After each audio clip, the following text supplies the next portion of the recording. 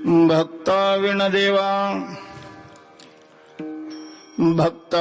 देवा कैसी रूप घडे सेवा शोभविले रयरा सोनी एकी ठाई हिरा देवा विण भक्ता कोण देते निष्कामता शोभविले रयरा सोनी एके ठाई हिरा तुका म्हणे बाळ माता जैसे स्नेहगाळ शोभविले रयरा सोने एके ठाई हिरा पांडुरंगा करू प्रथम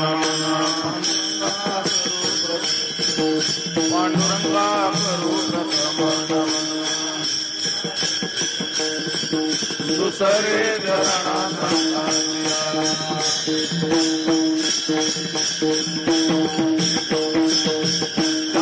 कृपादाने कथेचा विस्तार कृपादाने कथेचा विस्तार कथेचा विस्तार कृपादाने कथेचा विस्तार बाबाजी सद्गुरुदास तुका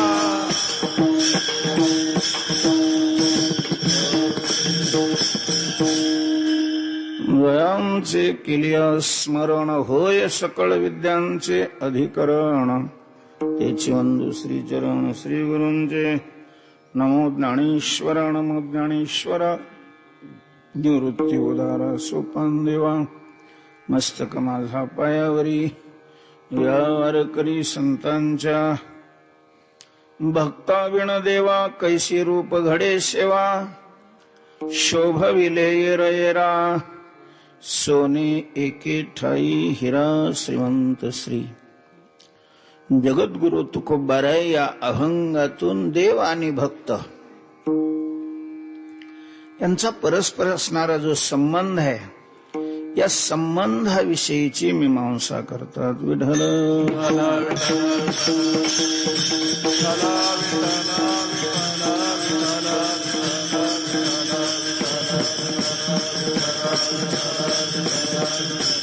नरी कवरला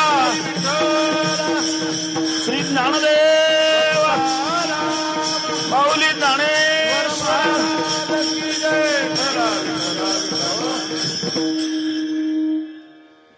एकादशी आज शुद्ध एकादशी आहे. पांडुरंगाची एकादशी आहे. वद्य एकादशी संतांच्याकडे असते आणि शुद्ध एकादशी देवाकडे वाटून घेतलेली आहे. आपल्याकडे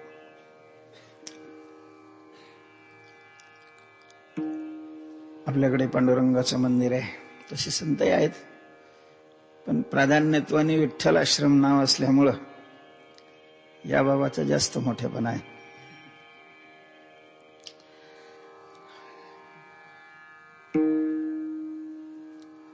आणि त्यामुळं ही कीर्तनाची पांडुरंगाची सेवा आम्ही पांडुरंगाला इथं आणलं आणि दुसरीकडे बोंबलत फिरतो. देव नाराज होऊ नये म्हणून कमीत कमी इथं असल्यावर तरी त्याच्याशी संवाद घडला पाहिजे अशा भूमिकेतून या सेवेचं आयोजन आहे. अर्थात देवा करता ही खास सेवा आहे. विठ्ठल विठ्ठल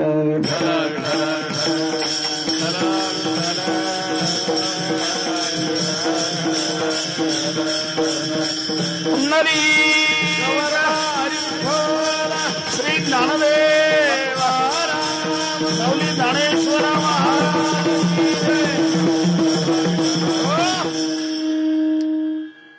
देव आणि भक्त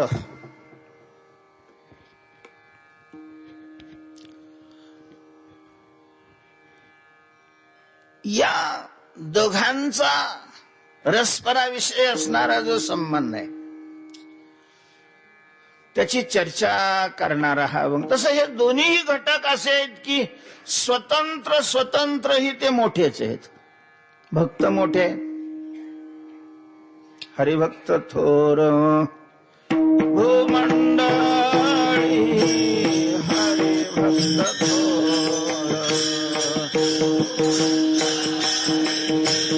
हरिभक्त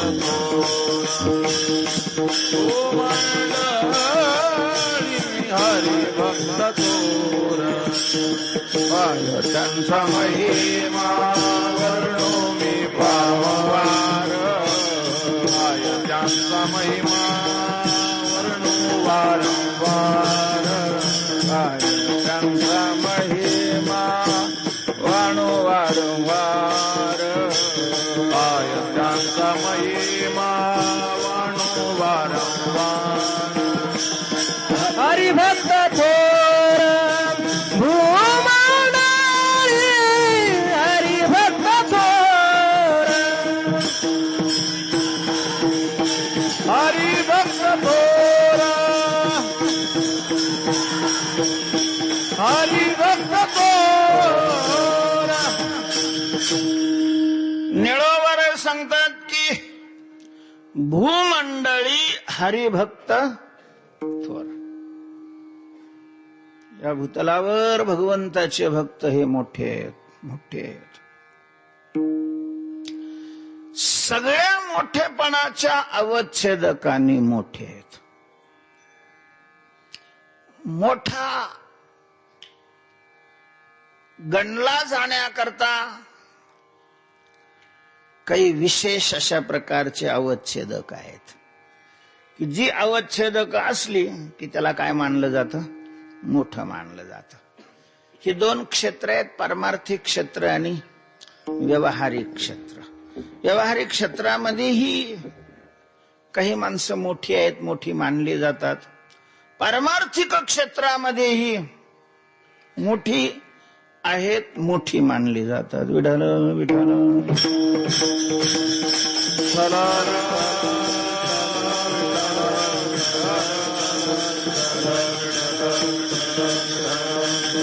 नरी कबरला श्री ज्ञानदेव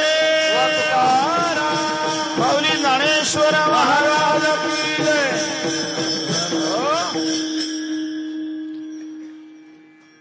व्यवहारिक क्षेत्र आणि पारमार्थिक क्षेत्र ही दोन भिन्न भिन्न क्षेत्र आहेत.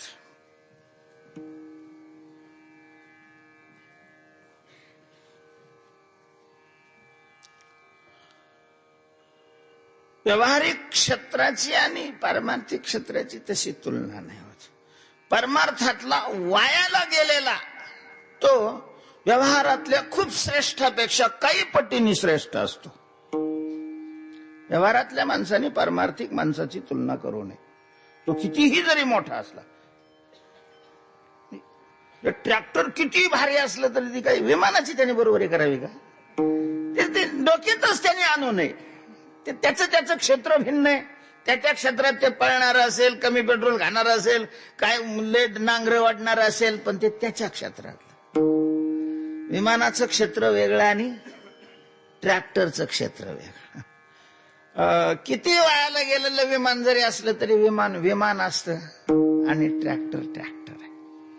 तसं संसारातला खूप मोठा आणि परमार्थातला अत्यंत नालायक तरीही परमार्थातला त्याच्यापेक्षा श्रेष्ठ. विडल विडल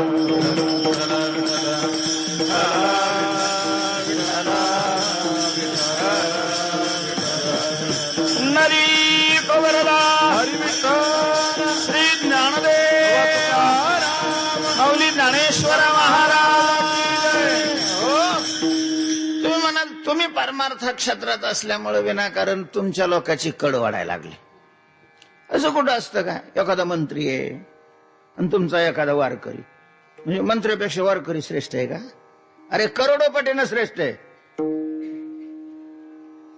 नुसतं श्रेष्ठ नाही, करोडोपटीनं. आणि मी सिद्ध करून देईन असं काही नाही. नाही प्रतिज्ञा मास्त्रेनं वस्तुसिद्धी आहे, किंतु लक्षण प्रमाणाभ्याम. कसा श्रेष्ठ आहे ऐका, तुम्हाला उदाहरण देऊन सांगतो.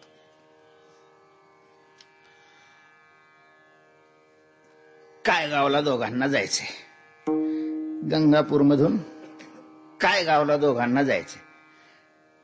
काय गाव आहे किती? गंगापुरातून 7 किलोमीटर, 8 किलोमीटर, 9 किलोमीटर, 10 कमी जास्त.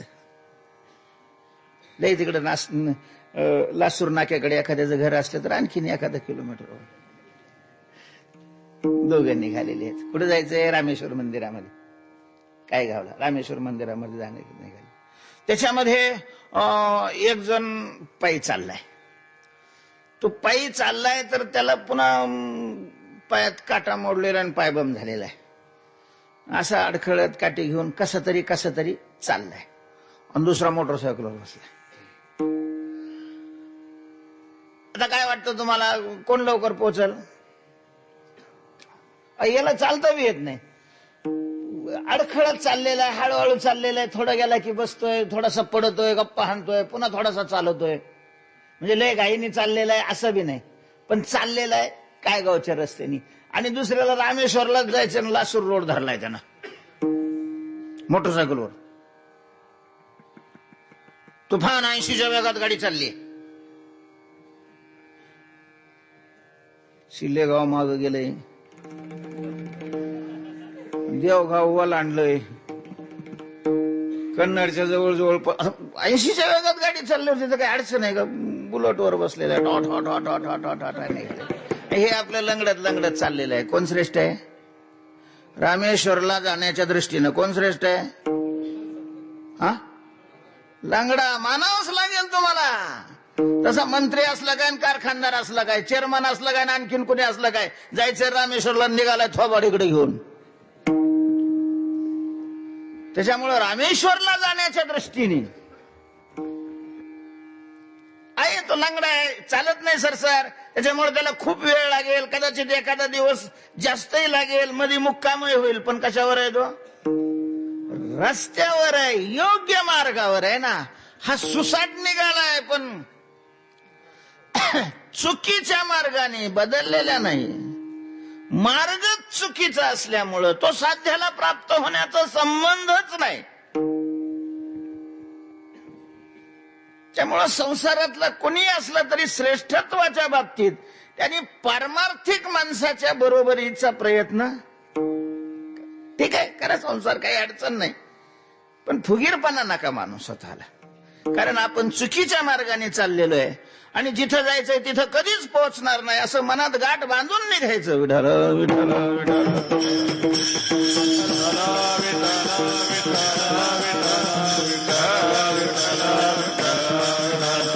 हरी विठ्ठल श्री ज्ञानदेव माऊली ज्ञानेश्वर महाराज की जय.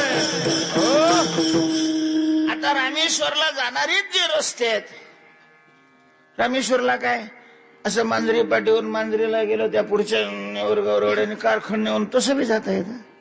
इकडून भेंडाळा फाट्यावर गेला तसं तिकडून आला, तिकडूनही जाता येतं. ह्या रोडनी जाता येतं, असं मधून कारखान्यावरून तसं येऊन तसं बी जाता येतं. म्हणजे रस्ते अनेक आहेत. तसं सच्चिदानंद स्वरूपाच्या प्राप्तीचे रस्ते अनेक आहेत. रस्तेच चुकलेली माणसं मग किती वेगात चाललेली आहे त्याला काहीच महत्व नाही, पण रस्त्याने चाललेले आहे. मग त्याच्यामध्ये काही लांबच्या रस्त्याने आहेत, काही कठीण रस्त्याने आहेत, काही अवघड रस्त्याने निघालेले आहे. या सगळ्या रस्त्यामध्ये श्रेष्ठ कोण आहे असं ज्या वेळेला विचारलं त्यावेळेला निळोबर यांनी सांगितलं की हरिभक्त श्रेष्ठ आहेत. भक्ती या साधनाचा ज्यांनी आश्रय केलेला आहे ते सगळ्यामध्ये श्रेष्ठ आहेत. हरिभक्त थोर भूमंडळी. अहो तुम्ही रस्त्याची उदाहरणं दिली, सांगा बरं संसारिक माणसापेक्षा तुमचा पारमार्थिक भक्त कसा श्रेष्ठ आहे, कोणत्या अवच्छेदकाने श्रेष्ठ? तुम्ही सांगा, तुम्ही संसारात श्रेष्ठ कोणाला मानता? कोणाला म्हणतात संसारात श्रेष्ठ?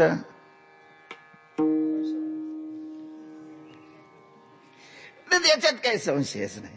मग ते हरामखोरांनी कसाही मिळवला असला तरी पूर्वी महाराज न्यायाने मिळवणाऱ्याला श्रेष्ठ मानत होते. आता तसा काही संबंध नाही. फक्त तुमच्याजवळ काय पाहिजे? पैसा पाहिजे. तो कसा मिळवलेला आहे काही अडचण नाही. पाहुणे त्याच्याजवळ पैसा पाहतात का कसा मिळवतो हे पाहतात. उलट ज्याला अन्याय करता येत नाही म्हणतात बावळट आहे, याला किती मस्त कुरण आहे, हाणता येत नाही. मूर्ख आहे तो, मूर्ख ज्याला अन्याय करता येत नाही, भ्रष्टाचार करता येत नाही, तो आजच्या दृष्टीनं व्यवहाराच्या दृष्टीनं म्हणतोय मी. तशीच परिस्थिती राहील असं नाहीये. संसाराचं बदलणं हे स्वरूप आहे. विठ्ठल विठ्ठल विठ्ठल विठ्ठल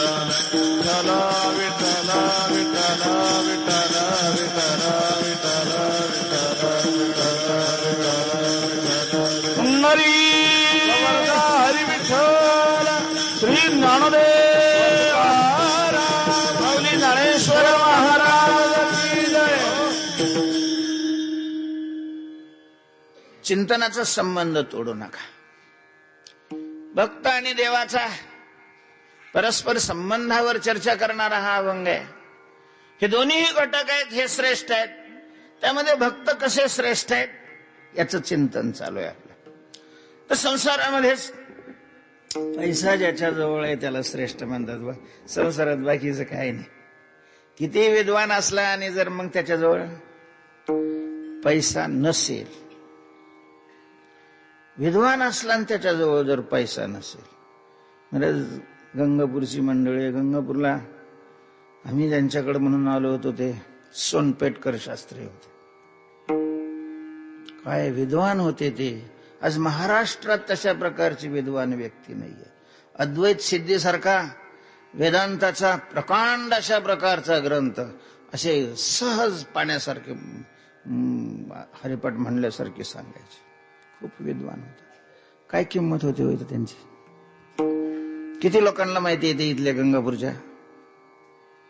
काहीच नाही. ते श्रीमंत लोकांकडे एखाद्या नौकरासारखे राहत होते.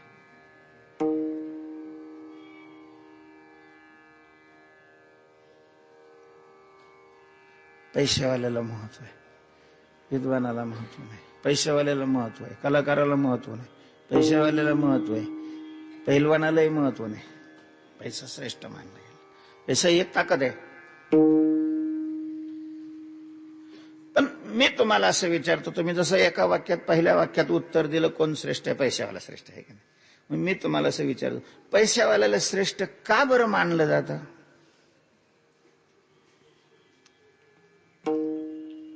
विचारणं झालं का बा. आता विचारण्याला काय, त्याला काय विचार नाही कळत नाही म्हणून माणसं विचारतात. काय हरकत काय तुम्हाला त्याचं उत्तर द्यायला. पैशावाला का श्रेष्ठ आहे म्हणजे पैसा असला यस्यास्ति वित्तम सनर कुलीनः, कुलवान मानला जातो. संकरित असलं तरी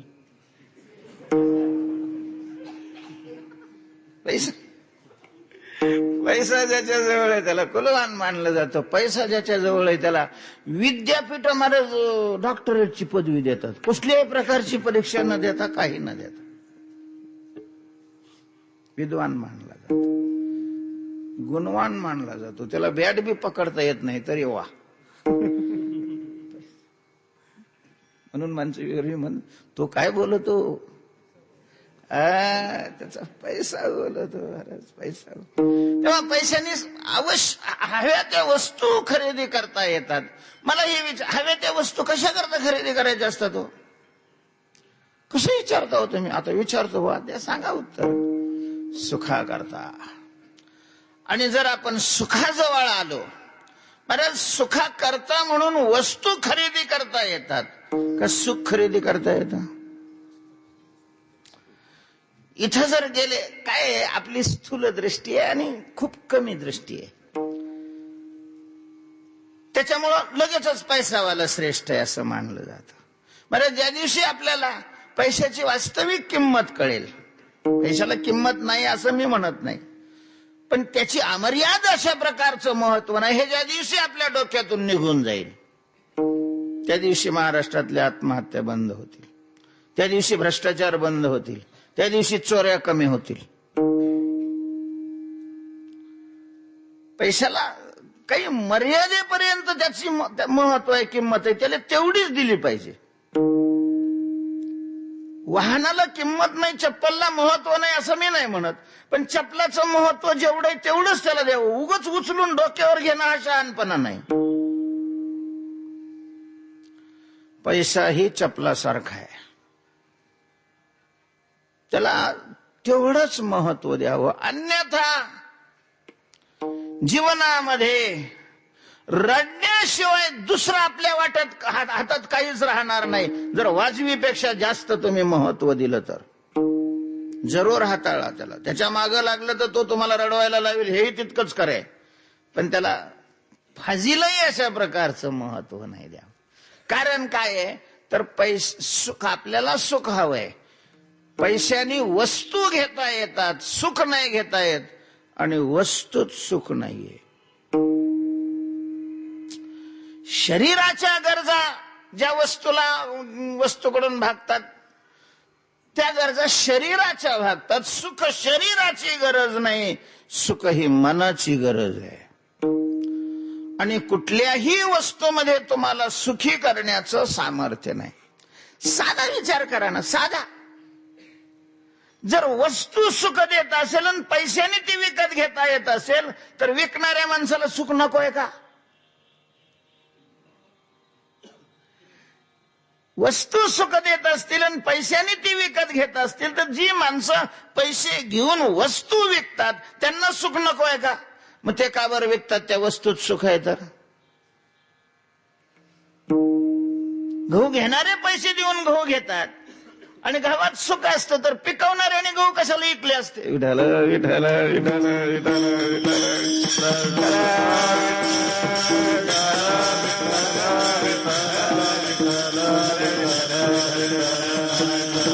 नरी कवरदा श्री ज्ञानदेव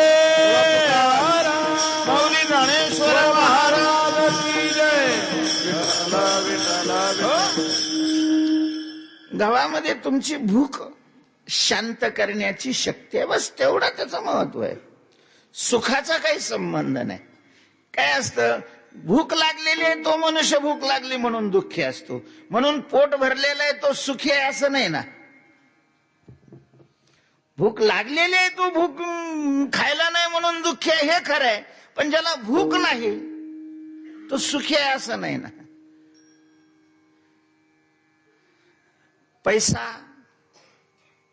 वास्तव सुखाचं संपादन करून देऊ शकत नाही. ते जर दिलं असतं तर मग ठीक आहे, ते तो ज्याच्या जवळ आहे त्याला मोठं मानता आलं असतं, पण असं नाही. म्हणून पैशावाल्याला पुन्हा सत्तेवर जावं वाटतं. महाराज पाण्यासारखा पैसा खर्च करतात सत्य करता. पाण्याकरता काय वाटतं तुम्हाला? एक 10 वर्ष निवडणुकी घेतल्याच नाही, सगळा निवडणुकीत खर्च होणारा जर पैसा एकत्र केला तर एकही शेतकरी कर्जबाजार राहणार नाही. सगळ्या शासनाला जेवढ्या योजना राबवायच्यात आणि त्या पैशामुळे थांबलेल्या आहेत त्या सगळ्या योजना काय होतील? पूर्ण होतील. साधी ग्रामपंचायतची निवडणूक सुद्धा आता कोटीवर चालली, कोटीवर. सगळ्या भारतामध्ये केवळ निवडणुकीमध्ये केवढा पैसा खर्च होत असेल. काही आता अलीकडे ते म्हणतात सप्ताचा खर्च जर त्या गावाच्या ह्याच्याकरता लावला विकासाकरता, त्यांचं खोटं आहे असं मला म्हणायचं नाही. सप्ताहतही माणसं विनाकारण खर्च करतात हे 100% खरं आहे.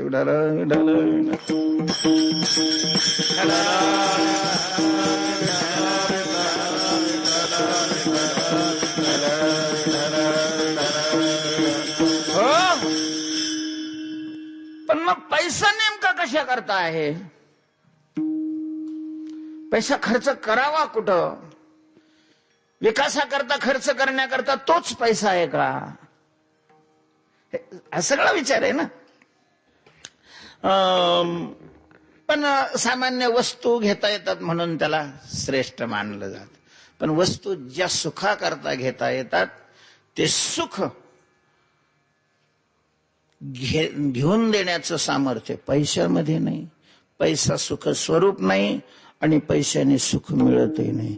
पैसा सुखाचंही साधन नाही आणि पैसा सुख स्वरूपही नाही. मला हे मान्यच आहे की दुष्काळात सुद्धा सोन्याच्या दुकानातली गर्दी कमी होत नाही. हे 100% खरं आहे.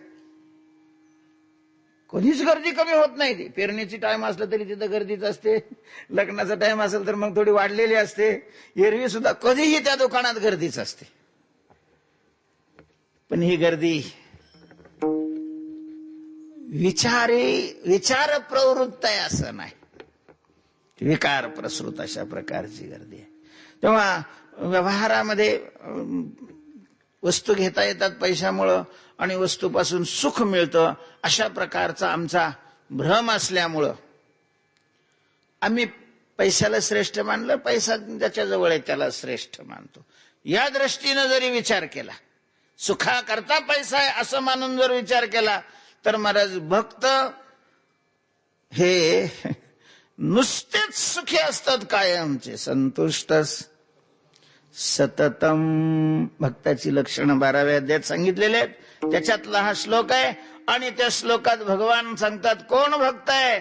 संतुष्ट हा सततम, ज्याचं चित्त अखंड प्रसन्न असतं. अखंड तेने सदा चित्ता चित्ता समाधान सदा नाम घोष करू हरी कथा. नाम घोष करू हरी कथा. सदा नाम घोष करू हरी कथा. नाम घोष करू हरी कथा. तेने सदा चित्ता समाधान. तेने सदा चित्ता समाधान. सदा चित्त समाधान. बघा ज्याच्या जवळ पैसे आहे त्याची थोबड.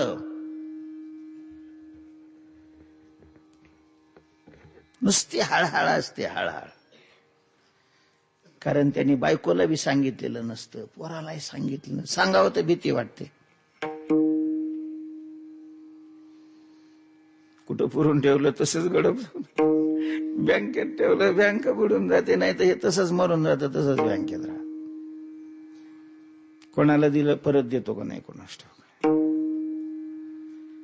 घरात ठेवलेले नुसतं कुत्रं भुकलं तरी लगेच खिडकी उघडतो. बाहेर दिसलं तर अरे काही गडबड आहे का. ते म्हणतो बाहेर नाहीये, आतच आहे. याच्या आत गडबड आहे, बाहेर कायची गडबड आहे. रोडवर पाल टाकून महाराज खुशाल ढाराढूर झोप दे. गाड्या चालतात एवढ्या सणा सणा सणा तरी त्यांची झोप मोडत नाही. हे मध्ये झोपलेलं असत. पैसे का भक्त श्रेष्ठ आहे त्याच्यापेक्षा, तर ज्याच्याकरता तो पैसा श्रेष्ठ मानला जातो ते त्याला नाही मिळत. आणि भक्ताचं असं असतं, आजी संसार सफल झाला गे माई. अवघे त्रैलोक्य आनंदाची आता. अवघे त्रैलोक्य आनंदाची आता. धरणी जगन्नाथ चित्त ठेले. जगन्नाथा चित्त ठेले. चरणी जगन्नाथा चित्त ठेले. भक्ताचं जे वर्णन आहे ते खास भगवत विषयक प्रेम ज्यांच्या ठिकाणी निर्माण झालेलं आहे, चिंतनाने देवाला ज्यांनी ऋणी केलेलं आहे त्याचं वर्णन चाललेलं आहे. काय होतंय, भक्त म्हणलं की लोक आमच्यासारख्याकडे पाहतात, कोणापुढे हात पसरणाऱ्याकडे. आणि मग त्यांच्यावरून हा विचार करतात की हे भक्त कसे काय श्रेष्ठ व्हा. भक्त शब्द ज्या वेळेला संत वाङ्मयामध्ये येतो त्यावेळेला तुमच्या समोर तुकोबाराय उभे राहिले पाहिजेत. भक्त म्हटल्यानंतर तुमच्या समोर नाथ महाराज उभे राहायला पाहिजेत. भक्त म्हटल्यानंतर तुमच्या समोर निळोबाराय उभे राहायला पाहिजे, सावता महाराज उभे राहिले पाहिजे. वास्तव जे भक्त आहेत त्यांचं वर्णन केलेलं असतं. आणि तुकोबाराय म्हणतात, सुखते कैसे नाही स्वप्नाशी का हा दुःखते कैसे न स्वप्नाशी. स्वप्नी दुःख कोणी, अवघी आनंदाची सृष्टी झाली. काम क्रोध लोभ निमाले ठाईची अवघी. अवघा झाला आनंद, अवघा झाला आनंद.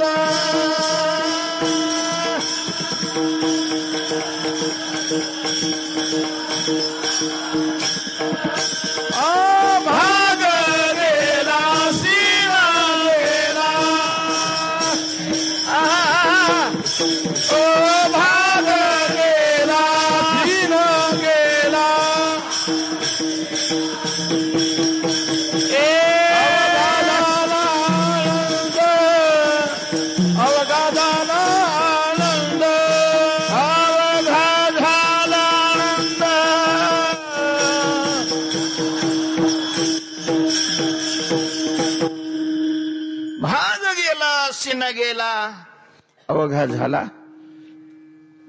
आनंद. अशी स्थिती भक्तांची झालेली असल्यामुळं कुठल्याही धनवानाला धनाने नाही ही स्थिती प्राप्त होत. धनवानही भक्त आहे, भक्तीमुळे त्याला स्थिती ती प्राप्त होते. आणि धनाच्या दृष्टीने तुकोबाराय भक्ताचं वर्णन करत असताना म्हणतात, तीच भाग्यवंते.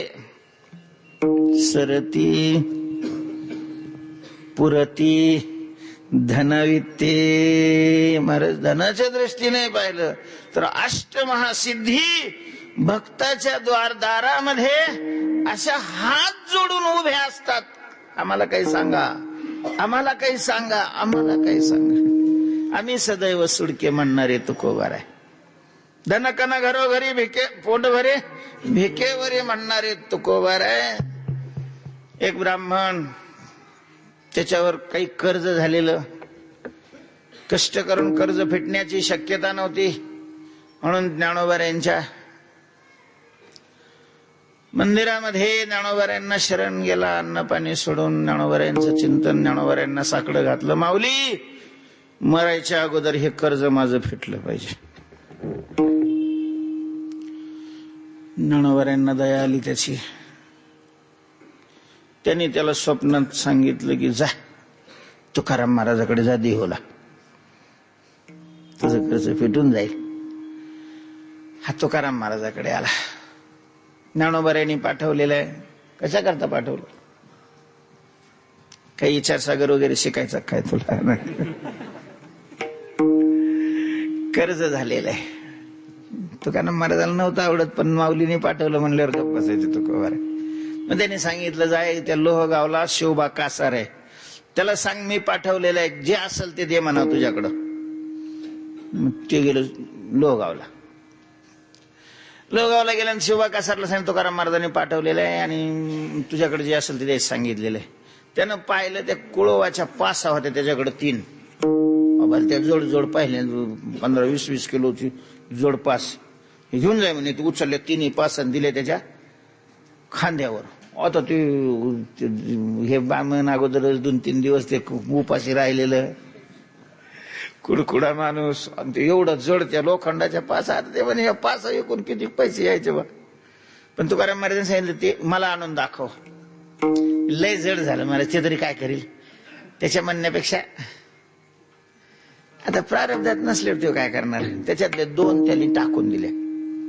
एक घेऊन गेला. काय दिलं रे? हे दिलं म्हणे. तुकाराम महाराजांनी नुसतंच पाहिलं मला त्याच्याकडं, नुसतंच पाहिलं. त्याला हातही लावला नाही, खडा घासला नाही, काहीच नाही. नुसतं पाहिलं आणि ती पास पिवळी झाली. अख्खी पास सोन्याची झाली, अख्खी पास. काय केलं तुकाराम महाराजांनी? पाहिलं ना, अख्खी पास सोन्याची झाली. आता कुठल्या सावकार तुकाराम महाराजची बरोबरी करेल सांगा बरं? म्हणजे ज्याने नुसतंच पाहिलं. त्या नवनाथाच्या चरित्रामध्ये गोष्ट येते.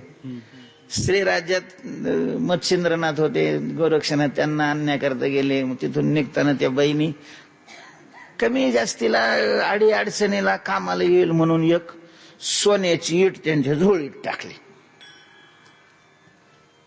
चालले दोघं बरोबर. आता एरवी मच्छिंद्रनाथाची झोळी सुद्धा गोरक्षनाथ घ्यायचे गुरु महाराजांची, पण ती सोन्याची इट असल्यापासून मग त्याने गोरक्षजवळ नाही दिली झोळी. असं बेकार आहे पैसा महाराज. ते म्हणून राहू दे माझ्या जवळच, राहू दे, राहू. गुरु महाराजांना काय मालकाचं कोण मालक असतं का? नाही म्हणलं, नाही तर चला ठीक आहे चालले. थोडस जंगल लागलं, असं ओसाड रान लागलं की ते म्हणायचं गोरख हा कुठ डरतो नाही.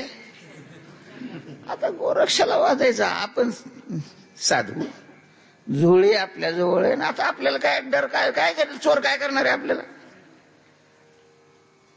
पुढे गेल्यानंतर एक ओढा लागला. थांबले, मग हातपाय धुवू, पाणी फिनी पिऊन म्हणे मी बाहेरून जाऊन येतो. पण मग आता तिथं कुणीच नव्हतं, गोरक्ष होता. तरी ती झोळी थेट गोरक्षाच्या मांडीवर ठेवली. धरून बैस, इकडं तिकडं ठेवू नको. ते गेले संडासाला. अति उज्जड लागलं गोरक्षाच्या. पहिल्यांदा संशय आला होता की डर तो अंदर आहे.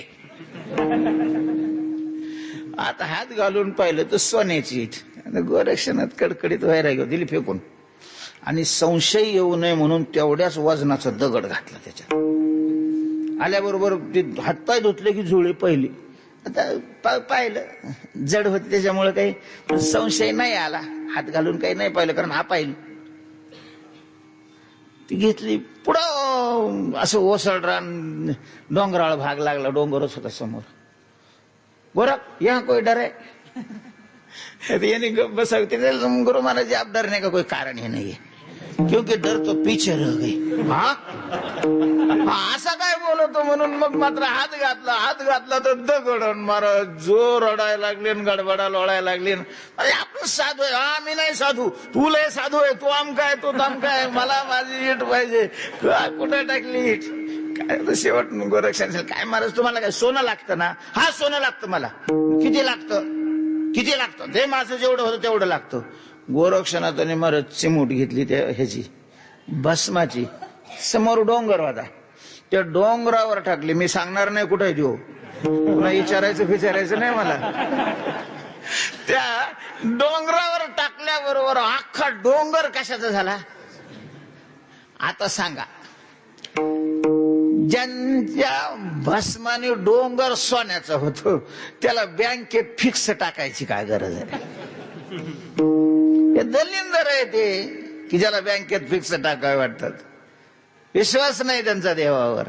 जो आज देतोय तो उद्या नाही देणार का? विठ्ठल विठ्ठल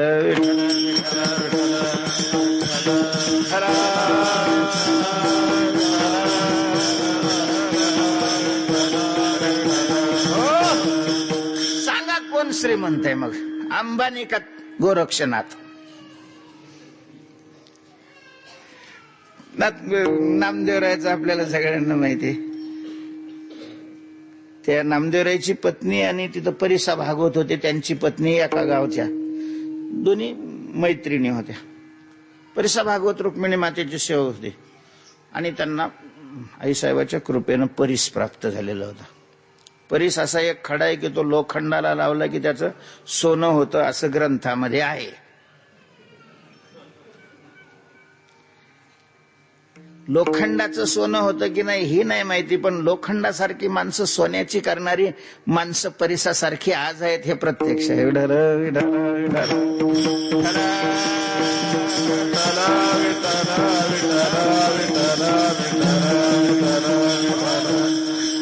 नामदेवरायांची गरिबी पाहून तिला दया आली. तिनं सांगितलं की हे राजाबाई, हे पहा परीस आहे, तुझ्या घरीच असलेल्या लोखंडाला लाव, मला आणून दे.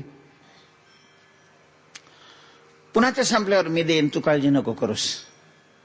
कारण तो परिसर त्या खडा लोखंडाला लावला तरी परिसाची काही एनर्जी कमी होते, पुन्हा तो बाद होतो असं काहीच नाही ना. त्याच्यामुळे तिचं काही नुकसान होणार नव्हतं. राजाला कौतुक वाटलं. नावच फक्त ऐकलेलं होतं, प्रत्यक्ष पाहिलेलं नव्हतं. तिनं आपलं उलताण्याला लावलं सहज म्हणून. ते उलत न खरंच काय झालं, सोन्याचं झालं. तिला आश्चर्य वाटलं. तिनं सोनाराच्या दुकानात नेलं. बाबा हे खरं सोनं आहे का, किती पैसे होतील? त्याने ते वजन करून पाहिलं. मला खासच सोनं, जुनं लोखंडाचं वजनदार, 1/2 किलोचं ते उलत नव्हतं. आता स्टीलची उलत नाही, हलकी. पूर्वी अशी लोखंडाची जडचे जड राहायचे. ते म्हणे साहेब विकायचं का? हो म्हणे. त्यानं पैसे दिले. मग काय येताना लगे सगळं मटेरियल घरात काहीच नव्हतं महाराज. चला देवाच्या कृपेनं आता झालेलं आहे तर मग देवाला नैवेद्य पुरणपोळीचा दाखवायचा म्हणून डाळ. आज एकादशी तसं नाही म्हणून उद्याच्या करता पारण्याकरता डाळ गुळ गावरान तूप बेसन पीठ तेल जिरेन मोहरेन हळद ते हिंगण. आता काय अजून सगळं जेवढं लागतं तेवढं सगळं साबण तांदूळ कुरवड्या फिरवड्या सगळं. घरी आली स्वयंपाक करायला लागलं. माझे कधी न मिळणारच असंच राहतं. भरपूर हे करून ठेवायचं का नाही, ते एका उलतानेच घेतलं सगळं भाग. तो परीस तसाच ठेवलेला. तोपर्यंत हे दुपारची वेळ झाली. आले आपले भजन करत करत नामदेवराय. घराजवळ आले तर वास यागळाच यायला लागला. त्यांना वाटलं काय भानगडे, आपलं घर चुकलं का काय? कारण असल्या वासाचा आपल्या घरी कधी संबंधच नसतो. भजे तळायचा वास येत होता. पाहिलं तर घर तर तेच आहे. मध्ये जाऊन पाहिलं तर सगळं तयार आहे. लगेच राजाबाई उठलेले आहेत, पाणी हातात दिले. लय पुढं पुढं करायला लागले की समजावं काहीतरी घोळ आहे. म्हणजे कधीच नाही मागितल्यावर 5 मिनिटांनी उशिरा पाणी देणारे लगेच आल्या आल्या दिलं की कुठंतरी जायचंय, काहीतरी भानगड आहे. नामदेवरायच्या लक्षात आलं. बसा म्हणले, पाठ टाकला जेवायला. काय भानगड आहे रे म्हणले. काय जेवायला? नाही म्हणले आज पार नाही, पुरणपोळी. हा पुरणपोळी पण कुठून आली? तुम्हाला काय करायचं, तुम्ही आपलं करा ना भजन. कुठून आले, कशाला चौकशी करते? म्हणे मी काय तुला असा खाणारा नुसता वारकरी वाटलो काय? कुठून आला अगोदर सांग. मग त्यानं सांगितलं परीस. परीस कसा असतो गो? हाय का नेऊन दिला? नाही म्हटले हाय अजून. अरे मला दाखव ना कसं असतं. आता काय माहिती, ते बिचाऱ्याने यांना दिला परीस. त्याने तो परीस घेतला, हा असं दिला फेकून. वाळवंटात वाळूत तो खडा दिला फेकून. तिच्या पुढे तर लागली ती चांदण्यात चमकायला. सगळे घाटावरची भिकारी बोलवली, ते स्वयंपाक केलेला वाटून दिला. सारवण करा म्हणले आपल्या भाकरी. काय तिथं भाकरी कर, ती अजून का परीस आणून देणं गेली म्हणून तिसरा परत ही परीसा भागवताची बाई आली मागायला. हो राजाबाई, अहो ते परीस नाही आणून दिला. मग कधी लागली रडायला महाराज मोठ्या मोठ्याने. काय झालं तिलाही समजायला गेलं. ती म्हणे असं झालं ना, आमच्या मालकाने तो फेकून दिला वाळवंटात. मग ती महाराज काले कधी म्हणलेली तिनं असा पदर खावला. ती म्हणे माळा घातल्या लोकाला भक्त म्हणून फसवता, असं कोणी परीस कोणी टाकून देतो का? आणि तिला वाटलं टाकून दिलंच नाही, यांना परीस दाबायचं म्हणून नाटकं करायला लागलो. दरवाजातच दवा आरडायला लागली. मग लोकाला काही पत्रिका नाही पाठवावं लागत, सप्त्यासारख्या राजमान्य राजेश्री नामक झाले तमक झाले, तुम्ही सकट भांडणं म्हटलं की लोक काम सोडून येतात महाराज पाहायला. हे गर्दी, काय झालं हो, काय झालं हो, काय झालं, लोकांना कळायला बी गेलं ना. बरं, दोन्ही भक्त, ते रुक्मिणीचे भक्त आणि हे पांडुरंगाचे भक्त, ते बायांचे भांडणं. बरं, त्याच्यातली ही मोठ्या मोठ्याने बोलते ती रडती. नेमकं काय झालं काही कळायला गेलं. मग तेवढ्यात मग ते परीसा भागवत बी आला. त्याला कळालं, तो भांडायला लागला. नामदेवरायाला बोलवून आणलं. नामदेवरायाला परीसा भागवत, ते परीस दे परीस. काय परीस करतो, देवाचं भजन कर, विठ्ठल विठ्ठल विठ्ठल, भजन कर, भजन देवाचं. ते म्हण तू भजन करतो, मला परीस पाहिजे. अरे परीसाने कुठं काल, मला नाही लागत कल्याण, परीस दे परीस, विठ्ठल विठ्ठल तू म्हण. जास्तच तो याच्यावर आला, समजून काही समजायला तयार नाही असं दिसलं नामदेवराला. तुला परीस पाहिजे का? हा मला परीस पाहिजे, चल म्हणे. अंगेरे वाळवंटात महाराज असे ओंजळभर वाळूचे कडे उचलले. घे म्हणे याच्यातलं कोणचा तुझा आहे. ते म्हणे हे वाळूचे कडे. ते म्हणे परीक्षा करून बघ. एका माणसाजवळ लाचकन होतं महाराज लोखंडाचं. त्याने ते काढलं आणि ते खड्याला लावलं. खड्याला लावल्याबरोबर लाचकन सोन्याचं झालं. नामदेवरायांनी सांगितलं हातातल्याच नाही, या वाळवंटातल्या कोणत्याही खडा घे, तुझा परीस आहे तो, पण लवकर उचल. लोकांनी पाहिलं खडे परीस झालेले आहेत. पळाले लोक लोखंड आणायला. काही ट्रॅक्टराच्या ट्राल्या भरल्या. नामदेवरांनी सांगितलं लवकर, पण मग तेवढ्यात त्याचं परिवर्तन झालं. महाराज त्याने साष्टांग दंडवत घातले. म्हणे मला आता हा परीस पाहिजे, तो नकोय. नामदेवरायांनी खडे फेकून दिले. मग लोक घेऊन आले लोखंड. नामदेवराय गेले निघून. आता मला सांगा, जागतिक श्रीमंताच्या यादीत नामदेवरायाच्या बरोबरला कोण बसल? ज्यांच्या हाताचा स्पर्श झाल्याबरोबर वाळवंट काय बनतंय, परीस बनतंय, त्यांची तुम्ही कोणत्या श्रीमंताबरोबर गणती करणार आहे? तेव्हा भक्तही श्रेष्ठ आहेत. आता देव तर श्रेष्ठ आहेच, तो लक्ष्मीचा काय आहे, पती आहे. सगळ्या अवच्छेदकांनी मी एकच अवच्छेदक सांगितलं, 9 असतील त्यांच्यातच. विठाला विठाला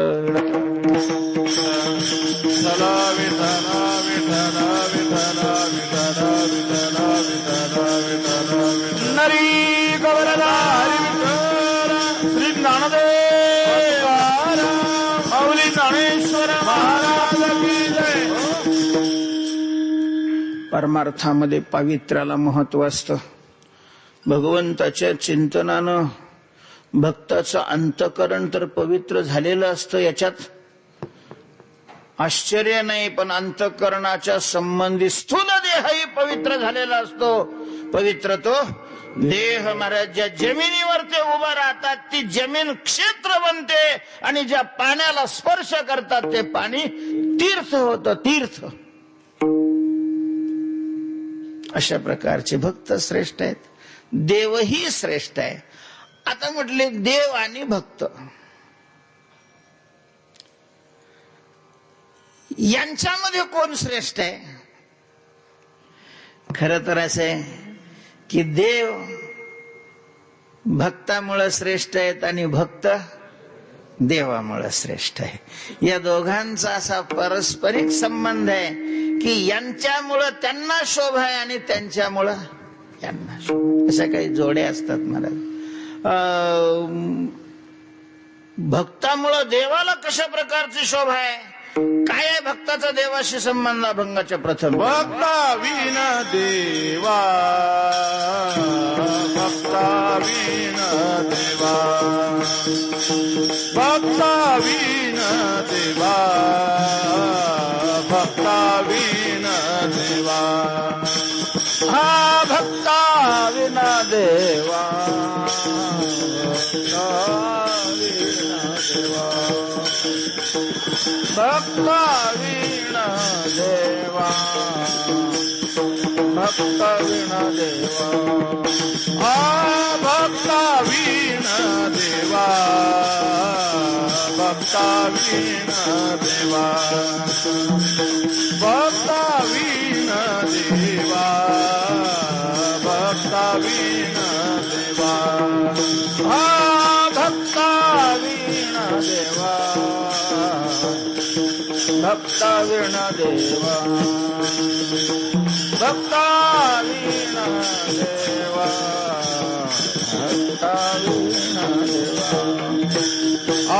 कैती रूप गणे देवा, कैती रूप गणे देवा, शोभविले येरा, शोभविले येरा, शोभविले येरा, शोभविले येरा. कैती रूप गणे देवा,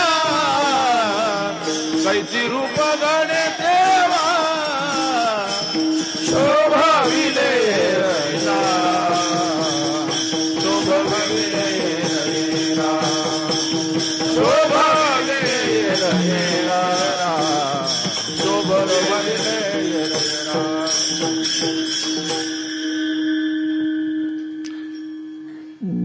देव श्रेष्ठ आहे वा, देवाची भक्ती करतात म्हणून भक्ताला श्रेष्ठत्व आहे. भक्ताविना देवाचं काय अडणार आहे असा प्रश्न केला. तुकोबाराय म्हणतात भक्त आहे म्हणून देवाला शोभा आहे. खर तर भक्त आहे म्हणून देव आहे. भक्तच नसतील तर याला देव कोण मानेल? भक्त नसतील तर याला देव कोण मानेल? काय वाटतं तुम्हाला? रोगीच नसेल तर डॉक्टरला काय किंमत आहे? तुम्ही बघा स्वर्गामध्ये जाऊन एक तरी दवाखाना आहे का? म्हणजे माझ्या म्हणण्यावर विश्वास नका ठेवू, तुम्ही जाऊन या. स्वर्गात दवाखानाच नाही का? तिथं रोगीच नाही कोणी. अमृताचं प्राशन करतात ते, आणि अमृताचं प्राशन केल्यामुळे त्यांना कोणाला रोगच होत नाही. कोणाला सर्दी नाही, पडसं नाही, चिकनगुन्या नाही, बीपी नाही, शुगर नाही, काहीच नाही तिथं. आणि मग रोगीच नसला तर लोक काय हौसाने डॉक्टरला पुण्यवान आहे म्हणून थोडे जातात त्यांच्याकडे. म्हणजे डॉक्टरला कोणामुळे शोभा आहे? धन्वंतरी रोगे आणिला उजेडा. एक डॉक्टर लईच पिसाळ्यासारखे करत होते रोग्यावर. तुम्हाला 1000 वेळा सांगितलं हे खाऊ नका, खाऊ नका, खाल्ल्याशिवाय राहत नाही, पुन्हा हे दुखायला लागलं म्हणून माझ्याकडे येतात. ते गेल्यावर सांगितलं डॉक्टर साहेब तुकडा सुईनं खायचा आहे ना. अहो ते असलं तसलं करतात म्हणून आपल्या मजलेवर मजले चाललेले आहेत. लोकांनी जर सोयीनं पत्त्याने वागलं तर तुम्हाला थोडीच काही आयर करायला येणार आहे. सांगत जा असं करू नका म्हणून, पण लय असं अडतिड नका ना करू. त्यांच्यामुळं आपल्याला अंधार येते शोभा आणि उजेडा. महाराज या लाईटीला किंमत कशामुळे? अंधारच नसतं तर कोण किंमत दिली असती याला? ऐकणाऱ्यामुळे शोभा आहे कोणाला? तुम्हाला काय वाटतं? डोंगरावर जर पाठ ठेवला तर का तिथं कीर्तन करणार आहे का? श्रोत्यामुळे शोभा आहे वक्त्याला. तस देवालाही भक्तामुळं शोभा आहे, भक्तामुळं. कारण तुकोबाराय म्हणतात की भक्ताविन, भक्ता वाचून देवा रूप कैसे घडे, सेवा कैसी घडे. आज गावोगाव अशा प्रकारची मंदिरं उभी आहेत. भगवंताची मूर्तीमध्ये भगवंताची स्थापना केली जाते. रोज भगवंताची पूजा, भगवंताला नैवेद्य, आरती, अशा प्रकारचा हा जो थाट चाललेला आहे देवाचा, म्हणजे त्याला रूपाला आणलं आणि त्याची सेवा चालू आहे. हे सगळे कोणामुळे? भक्तामुळे, भक्तामुळे महाराज. तसं पाहिलं तर मुळात देवाला रूपच नाहीये. रंग नाही, रूप नाही, नहीं वर्ण छाया, रंग नहीं रूप नहीं, नहीं वर्ण छाया. निराकार निर्गुणा, निराकार निर्गुण ही तू ही रघुराया. गुलाम मैं गुलाम, मैं गुलाम तेरा, मैं गुलाम, मैं गुलाम, मैं गुलाम तेरा. निराकार निर्गुण, निराकार निर्गुण तुझे रघुराया. मैं गुलाम तेरा, मैं गुलाम, मैं गुलाम, मैं गुलाम तेरा. देवाला रंगही नाही, देवाला रूपही नाही, देवाला आकारही नाही. अव्यक्त निराकार नाही ज्या आकार, आणि त्याला आकारच नाही. तुम्ही धोतर कोणाला नसणार घालणार? पूजा कशी करणार? त्याला डोकंच नाही, कपाळच नाही, तर गंध कशाला लावणार, माळ कशाला घालणार? देव मुळात निराकार आहे, व्यापक आहे, आकाशासारखा. अशा प्रकारच्या देवाला रूपाला आणलं. ते कोणी आणलं? भक्तांनी आणलं महाराज, भक्तांनी. विठ्ठल विठ्ठल विठ्ठल विठ्ठल विठ्ठल विठ्ठल विठ्ठल विठ्ठल विठ्ठल विठ्ठल. आणि लाही रूपा बळे, आणि नाही रूपा बळे.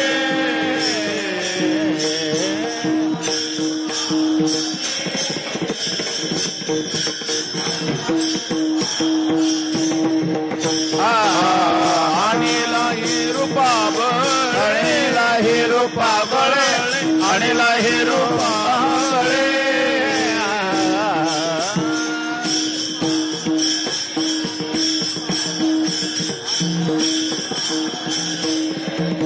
करुणी खळे हरिदास, करुणी खळे हरिदासी. बरवे झाले शरण गेलो, बरवे झाले शरण गेलो.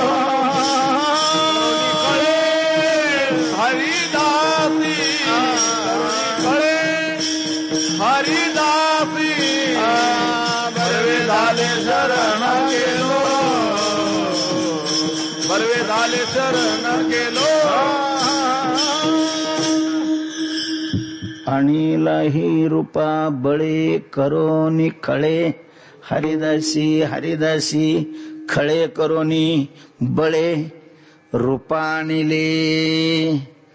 भक्त खळ घेतात, बळ करतात आणि देवाला जबरदस्तीने रूपाला आणतात. हा काय सहजासहजी रूपाला थोडंच येतो महाराज. जरी फुगीरपणाने म्हटलं असलं की विनाशायच दुष्कृताम धर्मसंस्थापनार्थाय संभवामी युगे युगे. दुष्टाचा नाश करण्याकरता त्याला अवतार घ्यायची गरज पडत नाही. ज्याला संपवायचंय त्याला त्याने नुसता संकल्प केला की याला आता संपवायचं, याचा फुगा फोडायचा, तर काहीच लागत नाही. त्या गाडीत बसलेल्या त्या ड्रायव्हरला थोडी गुंगी आणली की संपलं, त्याला घ्यायला अवतार घ्यावा लागतो. पुराणामध्ये उदाहरण आहे, सुंद आणि उपसुंद 2 राक्षस होते, भाऊ होते. एकामेकावर खूपच त्यांचं प्रेम होतं आणि तपश्चर्या करून ब्रह्मदेवाकडून त्यांनी अमाप शक्ती कमवली. मग राक्षसाचं त्यांना राक्षस म्हणायचं. पैसा मिळाला, सत्ता मिळाली की दुसऱ्याला दुःख देण्यात ज्यांना आनंद वाटतो ते राक्षस. असे काही स्वतंत्र जात नाही, सगळ्या जातीत राक्षस असतात. मराठ्यात आहेत, तेल्यात आहेत, सुतारात आहेत, सगळ्या 18 पगड जातीमध्ये हे राक्षसाच्या. कीर्तनकारात सुद्धा आहेत, नाही असं काही नाहीये. दुसऱ्याला दुःख देण्यात ज्याला काय येतो, आनंद येतो, तो राक्षस. अनेकाच्या घाते ज्यांची निवतील चित्ते त्याची ओळखावे पापी. रावण काय, ब्राह्मण, ऋषीचा पोरगा आहे रावण, उलस्ते ऋषीचा मुलगा आहे रावण, पण तरी राक्षसात गणला गेला का? दुसऱ्याला दुःख देण्यात त्याला आनंद वाटत होता. कर्मावरून मनुष्य राक्षस बनत असतो, जातीवरून नाही.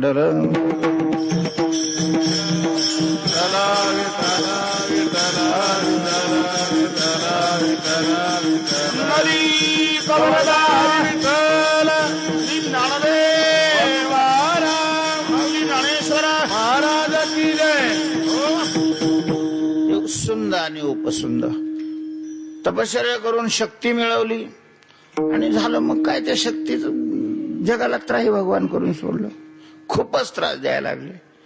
इंद्रादिकालाही आवराना गेले. मग सगळे देव विष्णूकडे गेले, देवा ह्या राक्षसापासून आम्हाला वाचवा, अन्यथा जगत संपून टाकतील हे. मग काय केलं भगवंतानी? काय नाही, एक सुंदर स्त्री अशी वरून खाली सोडली, तिलोत्तम. हिवाळ्याचे दिवस होते. एका पर्वतावर दोघं 2 शिळेवर बसलेले होते, ऊन पडलेलं होतं, ऊन खात. तेवढे तिनं वरच असा आला फांडला एक चाळ वाजवलं. दोघांनी पाहिलं, अतिशय सुंदर हे दोघं. तर सुंदर म्हटला, पाय उपसुंदा, आपल्याला घाबरून इंद्राने तुझ्याकरता वहिनी पाठवली.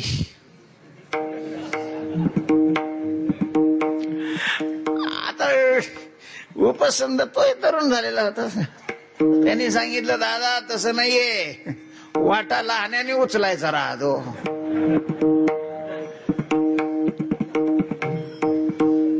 तुला ती मुलीसारखी आहे, माझ्या करता पाठव. अरे नाही ती माझ्या करता अरे नाही ती माझ्या करता. आता ती एकच आणि हे दोघांना नाही ती हवी. ती खाली आल्यावर तिला विचारू म्हणे, अरे तू कोणा करता आलीस? मी मोठा आहे आणि हा लहान आहे.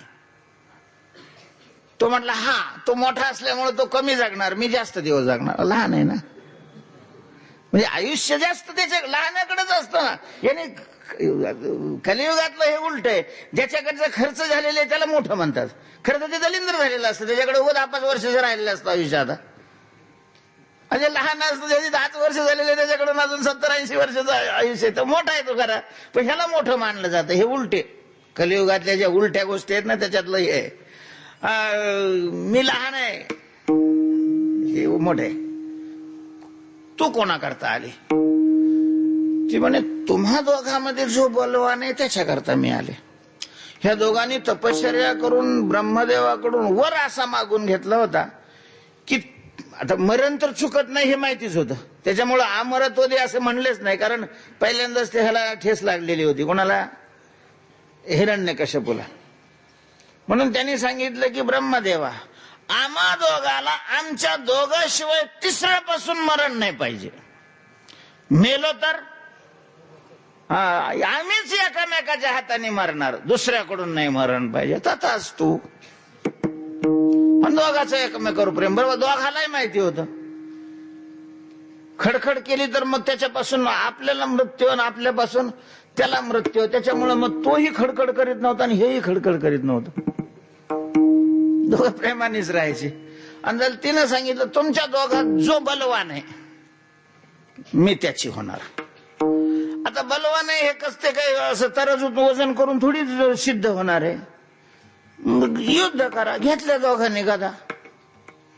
झालं महाराज. दोघं युद्धामध्ये ही तर होतेच, तरबेज होते. यांनी त्याच्या डोक्यात घातली आणि त्यांनी याच्या डोक्यात घातली. दोघं मेले आणि ती गेली निघून. तेव्हा मारायचंच असेल तर त्याला स्वतः यायची काहीही आवश्यकता नाही. त्याला बुद्धी तशी दिली. एकाच विमानात 200-300 सरे जायले. पुन्हा त्याचा दावा करायला सुद्धा काही राहत नाही खाली. त्यामुळे ईश्वराला दुष्टांना मारण्याकरता अवतारच घ्यावा लागतो असं नाही. मग अवतार का घेतो? हे भक्त खळ करतात. नाही, जोपर्यंत तू सगुण साकार होऊन आम्हाला दर्शन देणार नाहीस तोपर्यंत आम्ही साधना सोडणार नाही. आणि महाराज मग तिथं काहीच चालत नाही देवाचं. तुकाराम महाराज सुद्धा ज्या वेळेला रामचंद्रावर भगवंताच्या दर्शनाचा अट्टहास करून बसलेले, अन्न पाणी सोडलेले, सारखं विठ्ठल विठ्ठल विठ्ठल करुणा भाकू लागलेले आहेत. मला दर्शन हवंय, मला दर्शन हवंय. 7व्या दिवशी महाराज असं फा फा फा करत फुसकारा टाकत, भला मोठा साप काळा भेंग खडा करून फुसकारा टाकत होता. तुकाराम महाराजांनी डोळे नाही उघडले. घाबरले तर नाही. घाबरणं आहे त्यांच्या याच्यातच नव्हतं, कोशातच नव्हतं. महाराज घाबरतच नव्हते तुकाराम महाराज. काय भीतच नव्हते. कोणालाच घाबरले नाही, कोणालाच. राजा होते शिवाजी महाराज त्यावेळेला. आणि त्यांनी तुकाराम महाराजाला बोलवलं कीर्तनाला. त्यांनी कीर्तनाला यावं म्हणून नजराना पाठवला. तो नजरानाही घेतला नाही. आणि अभंग लिहिले. त्याच्यात असं लिहिलंय, तुम्ही कळले ती उदार 60 परिसाचे गार. वा राजे, काय उदार आहे तुम्ही. म्हणजे आमचं कीर्तन म्हणजे परीस आणि त्याच्या मोबदल्यात तुम्ही या गारा पाठवल्यात. विढाल विढाल विढाल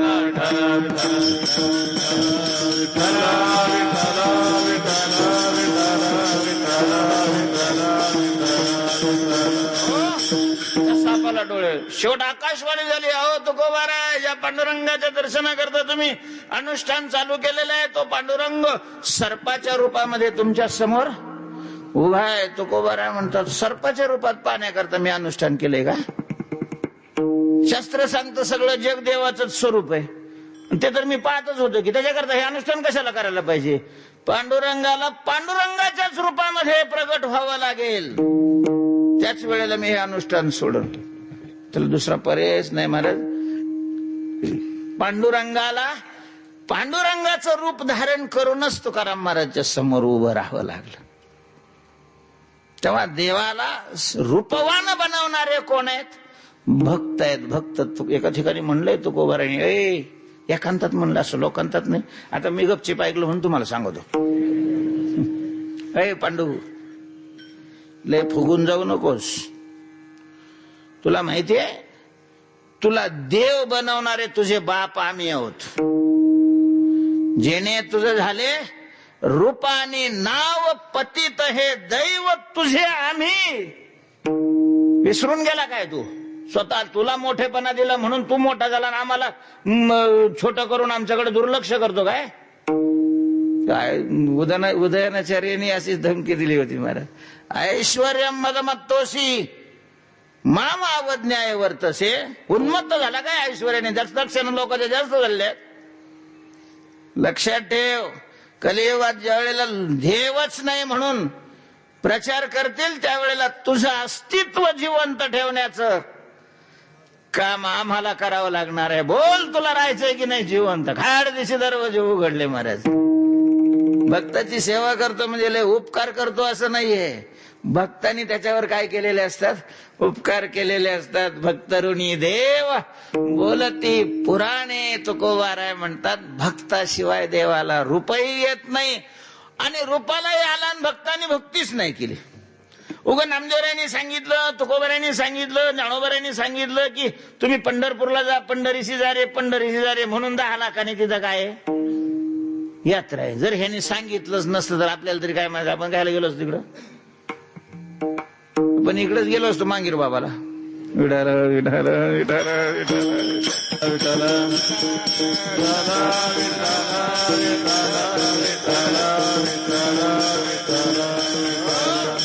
तेव्हा देवाची सेवा भक्ताशिवाय कोण करतं? मला संसारी माणसं काय करतात?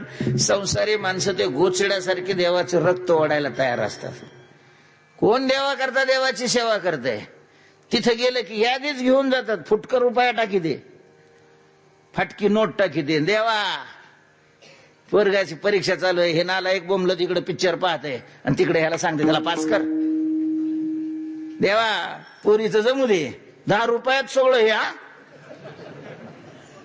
पुरीचं जमू दे, पोराला पास कर, बापाचं दुखणं बरं कर, विहिरीचं पाणी वाढू दे, दुसऱ्याचं आटू दे. देवा त्याला कोणी विचारते? बाबा तुला उभा राहिला, पाय दुखते का, तुझं कसं चाललेलं आहे? कुणी गेला विचारायला? आमचं असं कर, तसं कर, असं होऊ दे, तसं होऊ दे, तसं होऊ दे. फक्त भक्त असे असतात की ते स्वतःच काहीच देवाला सांगत नाही. आणि देवाची कोण तुझे नाम घेते? देवा पिंडदान देते. तेव्हा तुकोबाराय म्हणतात भक्तावीन, भक्ता वाचून. म्हणजे पांडुरंग पुंडलिक राया करता पंढरपूरला. पुंडलिक रायाने साधना केली होती. पुंडलिक रायावर प्रसन्न झाले आणि सांगितलं माग पुंडलिका वरंब्रोही, काय हवंय तुला माग, काय हवंय माग. पुंडलिक रायाने काय केलं? देवा हे दंडकारण्य, हे तर सगळे राक्षसाचे संस्कार आहे. म्हणजे देवाला उभं केलंय तरी ते संस्कार गेलेले असं नाही. हा आहेतच. जरी गावोगाव सप्ते होत असले तरी बघा किती लिटर दारू संपत्ती ती एका वर्षात. सप्ते उघड असतात. हे दारू दरवाजे लावून पितात. एक दारूचा थेंब म्हणजे एक महापाप आहे. महापाप महापाप करतात हे लोक. आणि असं किती महापाप घडतंय. अनावृष्टी होते, अतिवृष्टी होते, ऍक्सिडेंट होतात, हे पापामुळे होतात, विनाकारण नाही होत. विठाल विठाल विठाल विठाल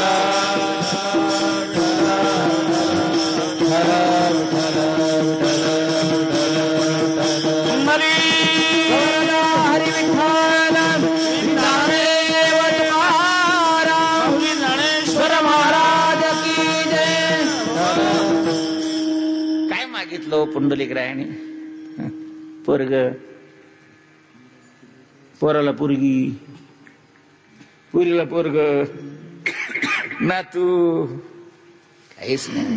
तर देवा तू असाच उभा राहा, इथं उभा राहा, कायमचा असाच उभा राहा. अय पुंडलिका, आणि तू उभा राहून मी काय करू? तुझ्या दर्शनाला जे येतील त्यांना तू काय कर? मुक्त कर. आज पंढरपूरचा पांडुरंग जो आपल्याला मिळालेला आहे त्याचे उपकार कोणाचे आहेत? पुंडलिक रायाचे आहेत. महाराज पुंडलिक रायाचे आहेत. भला भला पुंडलिका मानलासी जन लोका. आणि हे पुंडलिक राय कोण आहे? भक्त आहे. भक्त भक्ता विना देवा कैचे रूप घडे सेवा. आपल्यालाही पण भक्तामुळे देव मिळाला. आणि देवाला तरी देवपणा कोणामुळे मिळालाय? तुम्ही बघा, लोकांना भगवंताकडे नेण्याचं काम नामदेवरायांनी केलं. नामदेवराय, अरे उठा ना, काय झोपले अजून? उठा, सकाळ झालेली आहे, उठा उठा. प्रभात झाली चिंता, श्री विठ्ठल माऊली उठा. देव उठा, सकळ जन उठले नारायण. नाही का? उठा रणोदय प्रकाश झाला, उठा रणोदय प्रकाश झाला. घंटा गजर गरजनाला, गजर गरजेनाला. हरी चौघडा सुरू झाला, काकड आरती समया झाला. काकडारती समयाचा. अरे उठा, सावध हो, भगवान उभे तुमच्याला, तुम्हाला भेटण्याकरता. वाटप आहे उभा, खोळंबलंय त्याचं या टिपड्या वाचून. हे संतांनी अशा प्रकारचं गोड बोलून अरे लय तुमची आम्ही गेलो तेव्हा म्हणत होतो ते पाटील नाही आले त्यांना मला भेटायचंय. जा जा पाटील जा. पाटलाला काढलं घरातून. संतांचे हे उपकार आहेत. तेव्हा देवाला सुद्धा निराकारातून साकार निर्गुणातून सगुण बनवतात कोण? म्हणून भक्ता विण देवा कैचे रूप घडे शेवा. तर भक्तामुळं देवाला शोभा आहे आणि देवामुळं भक्ताला शोभा आहे. जसं सोन्याच्या कोंदणात हिरा जर जडवला तर मग तो सोन्याचा मुकुट आहे आणि त्याच्यामध्ये काय लावलेला आहे? हिरा. मग असा चमकतो. नुसतंच गाडग्याला हिरा लावला काय त्याला शोभा आहे? हिऱ्याला शोभा सुद्धा येण्याकरता काय पाहिजे? सोनं अशा प्रकारचं पाहिजे. सोने एके ठाई हिरा. एके ठाई सोनं आणि हिरा असेल तर हिऱ्यामुळं सोन्याला महत्व आणि सोन्यामुळं हिऱ्याला महत्व.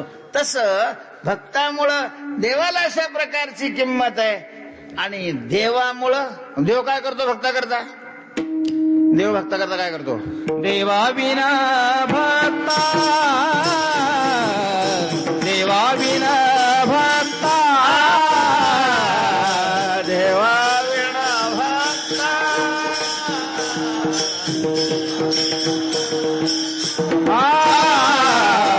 देवा विना भक्ता देवा विना भक्ता देवा विना भक्ता देवा विना कोण देता निष्कामता कोण देते निष्कामता रा शोभवीर कोण देते निष्कामता कोण देते निष्कामता शोभविले रा शोभविले हेरा देवा विना भक्ता. भक्ताला सुद्धा शोभा. महाराज नुसताच भक्त आहे पण जर सकाम असेल त्याच्या मनामध्ये जर आशा असतील तर आशा असणारा भक्त विटाळसा असतो. आणि मग विटाळ आहे तोपर्यंत त्याला सत्कर्म करता येत नाही. त्याचे सत्कर्म होतही नाही घडतही नाही. सकामता हा काय आहे? विटाळ आहे. निष्कामता हे नाक आहे. भक्ताचं निष्काम असणं हे काय आहे? नाक आहे. आणि ती निष्कामता नसेल तर मग ते कापलेल्या नाकाचं ते अशुभ मानलं जातं. पूर्वी शुभाशुभ पाहत होते ना ते असं नकट किंवा नाक कापलेलं जर समोर आलं तर लोक मागं फिरायचे. आता आपलं काम नाही होत. तसं परमार्थाला हे जर पुढं असेल तर त्या लोकांचं मग काम नाही होत परमार्थाचं. शोभतो भक्त तो निष्कामतेमुळे शोभतो. आणि ही निष्कामता भक्ताला कोण देतं? तुकोबाराय म्हणतात देव देतो. देव भक्ताला निष्काम बनवतो. विठ्ठल विठ्ठल विठ्ठल विठ्ठल विठ्ठल विठ्ठल विठ्ठल विठ्ठल विठ्ठल नरी कवरला हरी विठ्ठल श्री ज्ञानदेव माऊली ज्ञानेश्वर महाराज की जय. भक्ताच्या लक्षणामध्ये निष्कामता हे प्राधान्यत्वाने लक्षण. भक्ताईशी जाणा उदास उदास उदासीना पावल्या वेगी. उदास म्हणजेच आश्रयित. आश्रयित म्हणजेच निष्काम. कामना रहित आशा रहित. शांतीला कोण प्राप्त होतो? विहाय कामान्य सर्वान पुमांश्चरति निस्पृहा निर्ममो निरहंकार स शांतिम अधिगच्छति.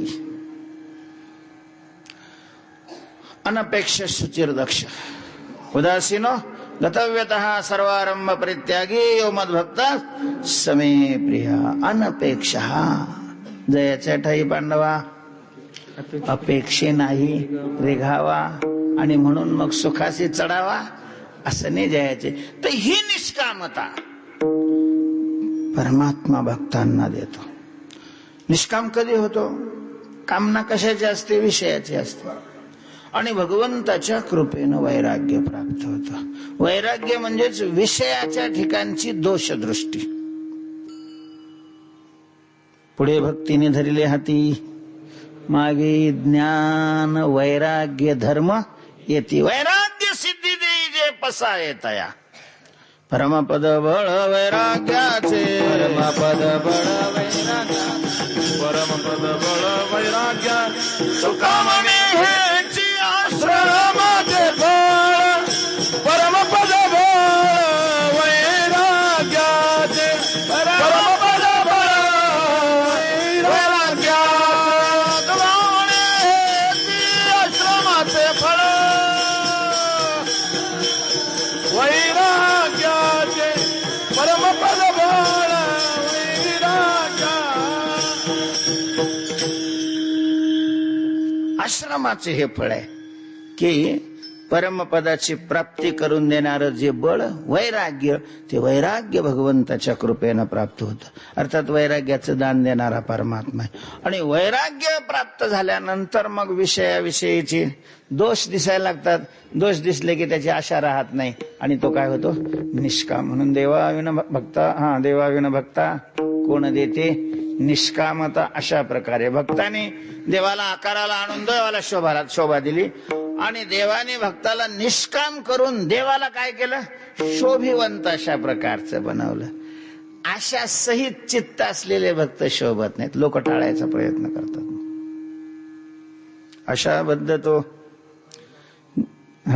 अशाबद्ध तो जगाचा दास किंवा काय जाणे अशाबद्ध जन काय जाणे नारायण करी इंद्रियाची सेवा. तेव्हा निष्काम भक्ताला देव करतो आणि देवाला रूपवान सेवा भक्त करतात. त्यामुळं देवाची शोभा भक्तामुळं, भक्ताची शोभा देवामुळं. कशाप्रमाणे? दुसरा दृष्टांत शेवटच्या चरणात. तुका म्हणे बाळ, तुका म्हणे बाळ, तुका म्हणे बाळ, तुका म्हणे बाळ.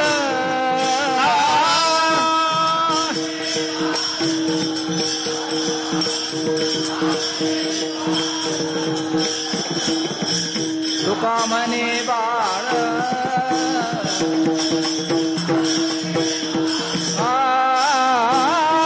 तुका म्हणे बाळ,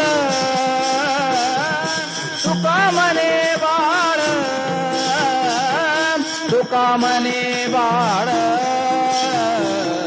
तुका म्हणे बाळ, बाळ, तुका म्हणे बाळ, तुका म्हणे बाळ, तुका म्हणे बाळ, तुका म्हणे बाळ. माता जैसे स्नेहाजाळ, माता जैसे स्नेहाजाळ, शोभविले रे राम, शोभविले रे राम, शोभविले रे राम, शोभविले रे राम. माता जैसे स्नेहाजाळ, माता जैसे स्नेहाजाळ, शोभविले रे राम, शोभविले रे राम, शोभविले रे राम, शोभविले रे राम.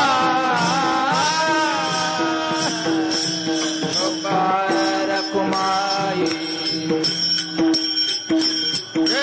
विठोबार कुमार, विठोबार कुमाई, विठोबार कुमार, विठोबार कुमाई, विठोबार कुमाई, विठोबार कुमाई, विठोबार कुमाई, विठोबार कुमाई, विठोबार कुमाई, विठोबार कुमाई, विठोबार कुमाई, विठोबार शोभा रखुमाई शोभा रखुमाई पुंडली हरी विठ्ठल श्री ज्ञानदेव माऊली ज्ञानेश्वर महाराज की जय.